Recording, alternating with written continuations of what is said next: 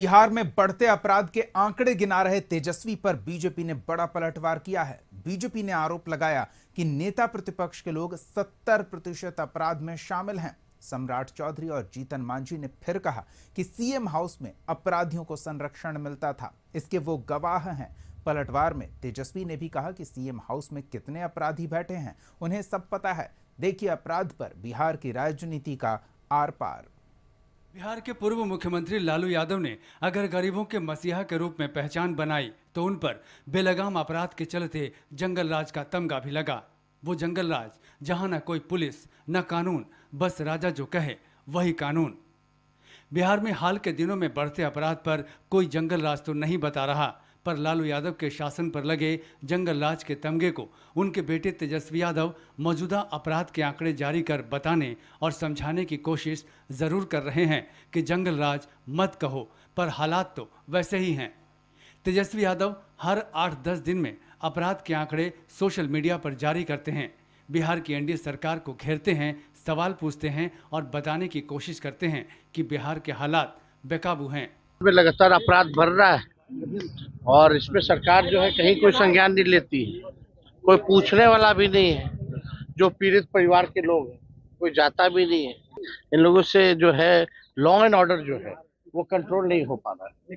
तेजस्वी अपराध का डाटा बता रहे हैं तो बीजेपी ने आरजेडी पर लगे जंगल राज के लेबल को मौजूदा हालात में और नया करने और बताने की कोशिश की है।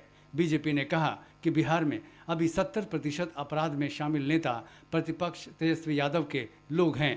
उस सूची में उनको लिखना चाहिए कि इसमें आरजेडी के कौन कौन लोग हैं।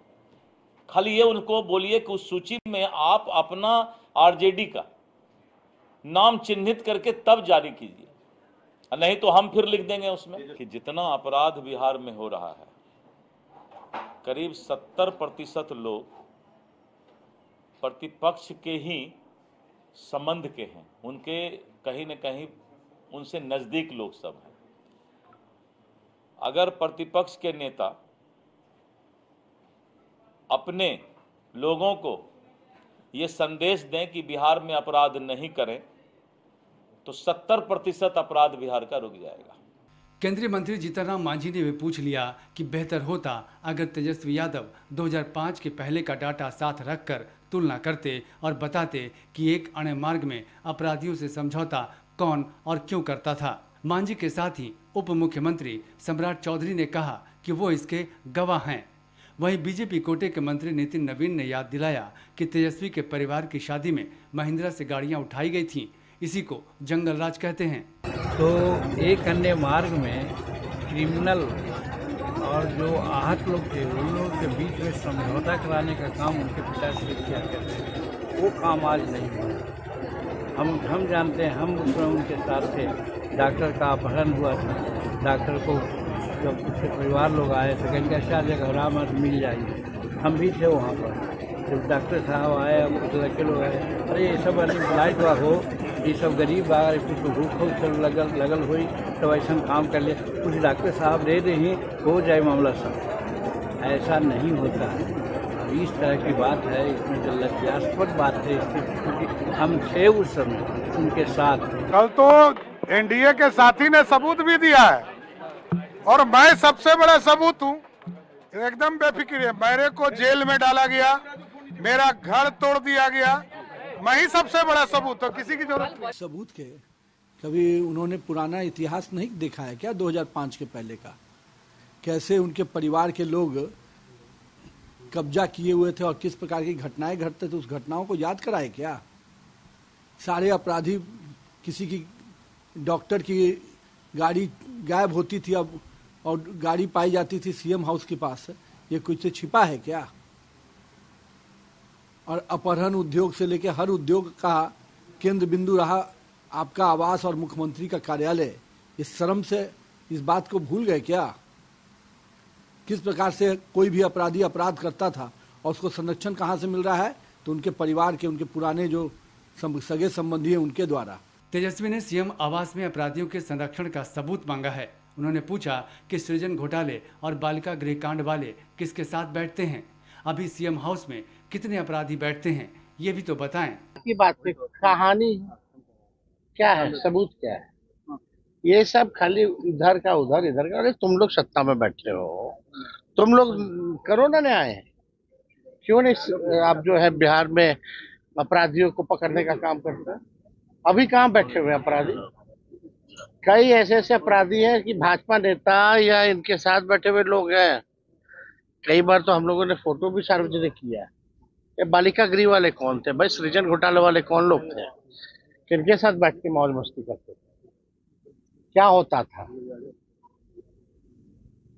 कितने अपराधी जो है सीएम हाउस में बैठे हैं, जिसका तस्वीर हमने जारी किया था।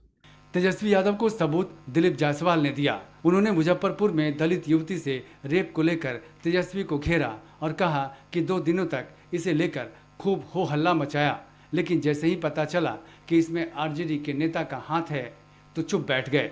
उसे प्यार का मामला बताकर दबाने की कोशिश की।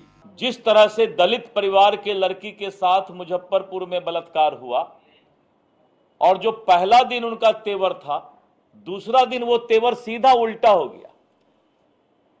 इसका तो जवाब देना चाहिए आदमी। जनता देख रही है, बिहार के सभी दलित समाज के लोग देख रहे हैं कि राष्ट्रीय जनता दल के नेता, प्रतिपक्ष के नेता ने दलित समाज के साथ जब इस तरह की घटना घटी तो उसको प्यार का रूप दे करके छुपाने का प्रयास किया। उधर केंद्रीय गृह राज्य मंत्री नित्यानंद राय ने आरजेडी कार्यकर्ताओं को उदंड कह दिया। नित्यानंद ने कहा कि आरजेडी के कार्यकर्ता तेजस्वी के नेतृत्व में उदंडता करते हैं। आरजेडी का यही संस्कार है। इसका मतलब है कि उदंडता उनके कार्यकर्ता उन्हीं के नेतृत्व में करते आ रहा है। यह आरजेडी का संस्कार बन चुका है।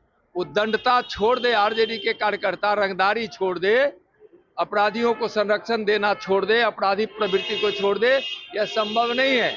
उनकी वह परंपरा संस्कार बन चुका है और कभी भी आरजेडी के लोग ना उदंडता छोड़ने वाले हैं और ना बिहार के विकास से मतलब रखने वाले हैं। और तेजस्वी जी जो भी कह ले, तेजस्वी जी ही उस उदंडता का नेतृत्व करते हैं, तो क्या किसी को सीख देंगे? इसमें कोई शक नहीं कि बिहार में हाल के दिनों में अपराध बढ़े हैं। हत्या, रेप, लूट, डकैती की घटनाएं रुकने का नाम नहीं ले रही। विपक्ष का काम है कमियां गिनाना। तेजस्वी वही कर रहे हैं। माथे पर जंगलराज का दाग मिटेगा नहीं। पर दूसरा बड़ा सच ये भी है कि 2 दशक पुरानी बातें, पुराने अपराध गिनाने से मौजूदा अपराध कम नहीं हो जाएंगे। बेहतर है हालात को सुधारने की, न कि कमियां गिनाने की। ब्यूरो रिपोर्ट, कशिश न्यूज़।